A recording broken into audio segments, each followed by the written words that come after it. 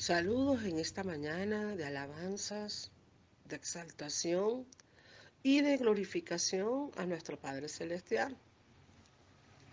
Me toca hablar del tema de la construcción del tercer templo. He pasado pues un pequeño bosquejo donde ponemos la importancia, cuáles han sido las profecías acerca del cumplimiento y a qué conclusiones llegamos. Y un inciso acerca de la importancia para la iglesia de la construcción del tercer templo, donde se han derivado dos preguntas. Número, ¿cuándo será este suceso? Y si la iglesia estará presente cuando esté el tercer templo o construyéndose o ya construido.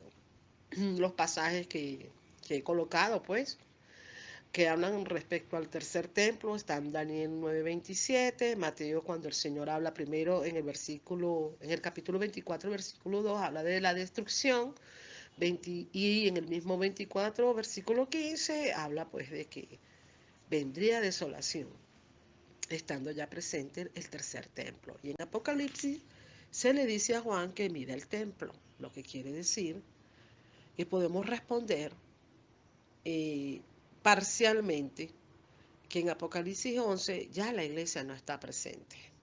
Está claro, no hay ninguna contradicción. Lo que se discute o es tema aparte de discusión es si la iglesia estará presente cuando se esté ya erigiendo y construyendo el templo. Para nosotros está a la vista cuando uno entra a páginas de judíos, ya se nos está diciendo que todo está listo.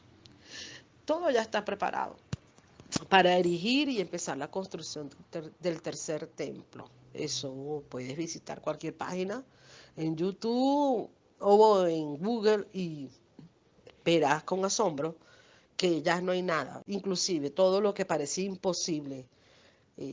La vaca roja para el sacrificio y el sacerdocio levítico. Todo ya está preparado. ¿Qué impide que se construya el tercer templo? Situaciones de tipo religioso, en los cuales pues los judíos no pueden levantar el templo porque allí está localizado, donde estaba, en el monte de Sión, en la emplanada, arriba, donde estaba el templo, una pequeña colina, está construida una mezquita. Por eso los judíos no han podido empezar la construcción, o mejor dicho, reconstrucción del tercer templo. Porque es importante saber eh, la profecía acerca de esta construcción del tercer templo, porque son los tiempos finales. Tanto Daniel como el Señor Jesucristo y en Apocalipsis se nos dice que esto va a ocurrir en los tiempos finales. ¿Qué importancia tiene para la iglesia? Que debemos estar alerta, poner nuestras miradas en las profecías que se dicen acerca del pueblo de Israel, porque ya todas se han cumplido. Una, su regreso como nación en 1948. Eso fue uno de los milagros más grandes que ha ocurrido con el pueblo de Israel y una de las profecías más contundentes que nadie puede decir que esto es un invento de los judíos, porque esto es historia a nivel mundial. En el año 70, cuando Jesucristo en Mateo 24, había anunciado que sería destruido ese templo, ocurrió en el año 70 después de Cristo. Israel sitiada y todos fueron dispersados. A partir del año 70, en el siglo I, pues hubo una dispersión terrible, los judíos fueron prácticamente sacados de su propia nación, muchos se fueron al exilio. Ocurre la Primera Guerra Mundial, no está el pueblo de Israel allí, siempre hubo asentamientos muy pequeñitos de judíos que fueron poco a poco comprándole a los árabes y a los turcos los terrenos que ellos se habían apropiado. Pero Dios es tan fiel a su palabra que después de tantas luchas, todos los judíos que se encontraban en la dispersión se pusieron de acuerdo en regresar a su tierra. Y ese milagro maravilloso ocurrió en 1948. Y jamás, familia, entendamos, jamás la Biblia, cuando habla acerca de un tema, deja de cumplirse la profecía. Hasta el más escéptico tiene que saber que el pueblo de Dios es el pueblo de Israel y nosotros somos su iglesia. Nosotros tenemos bendiciones espirituales, bendiciones que no son de esta tierra, pero Israel tiene bendiciones para esta tierra. ¿Por qué es importante también saber de la reconstrucción del tercer templo? ¿Y por qué en estos tiempos, a partir del año pasado, en octubre 7, se ha desatado una guerra aún más intensa? Porque desde que Israel fue declarada nación en el año 1948, no ha dejado de tener conflictos bélicos con sus vecinos alrededor, ¿verdad? ¿Por qué es importante saber? Porque se cumple la profecía que está en Salmos, donde dice claramente, continúo por este lado, en el Salmo 83, versículos 2 y 3, habla claramente de una palabra que muestra lo que es la omnisciencia de Dios, donde Dios todo lo conoce, todos los tiempos, pasados, futuros y presentes, los conoce Dios. Dice que se concertaron todas las naciones para que el pueblo de Israel, te invito a que leas el Salmo 83, versículos 2 y 3, dicen, destruyámoslas para que ya no sea nación y ya no haya más memoria de él, o sea, del pueblo de Israel.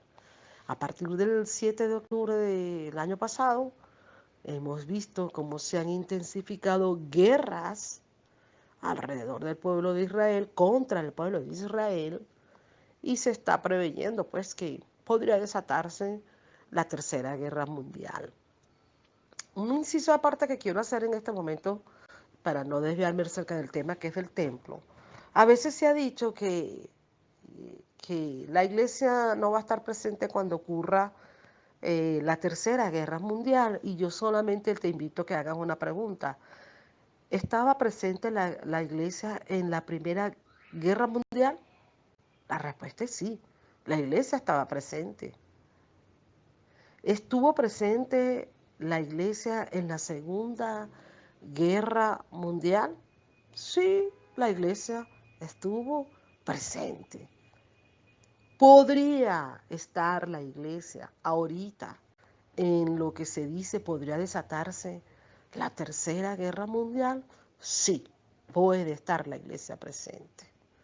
Así que no digamos que la iglesia no va a estar presente tajantemente si llegase a ocurrir la Tercera Guerra Mundial. No, si ya estuvimos como iglesia en la Primera Guerra y en la Segunda Guerra, ¿quién dice que no vamos a presenciar la Tercera Guerra Mundial?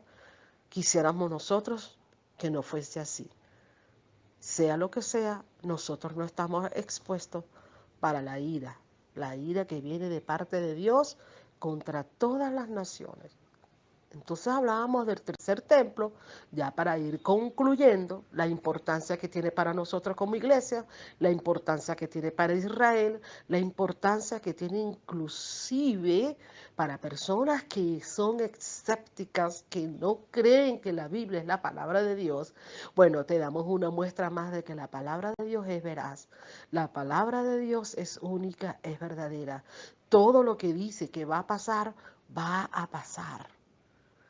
Es una alerta para todos nosotros a estar preparándonos cada día más.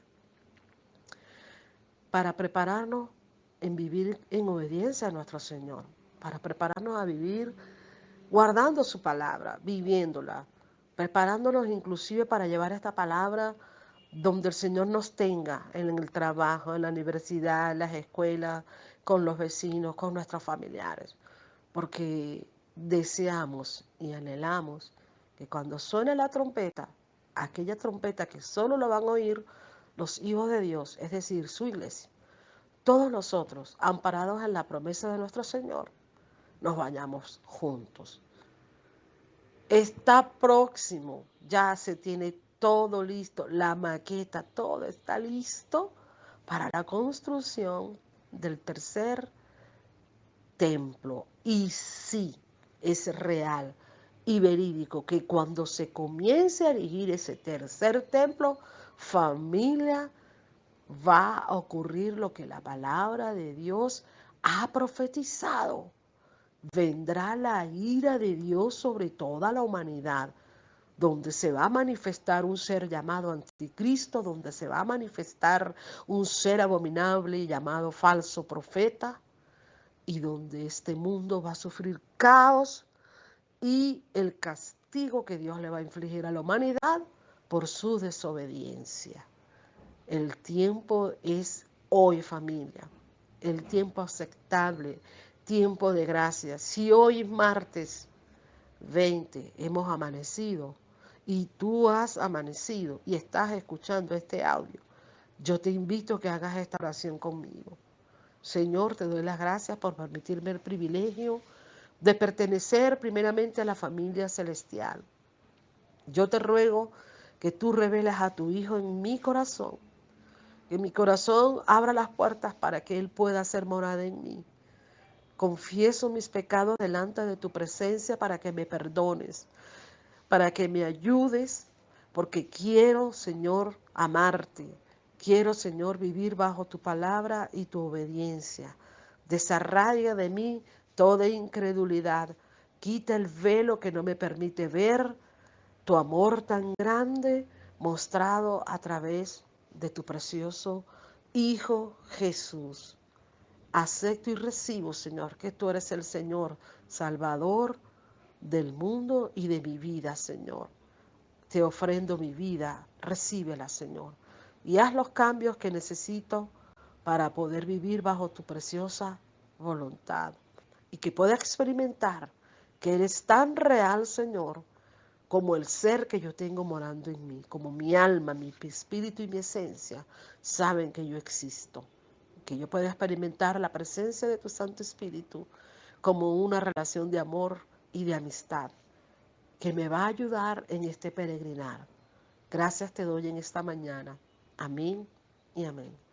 Si tú has hecho esta oración desde lo más profundo de tu corazón, créeme, has pasado de muerte a vida y ahora eres hijo de Dios. Saludos familia, que el Señor nos continúe bendiciendo desde donde nos encontremos.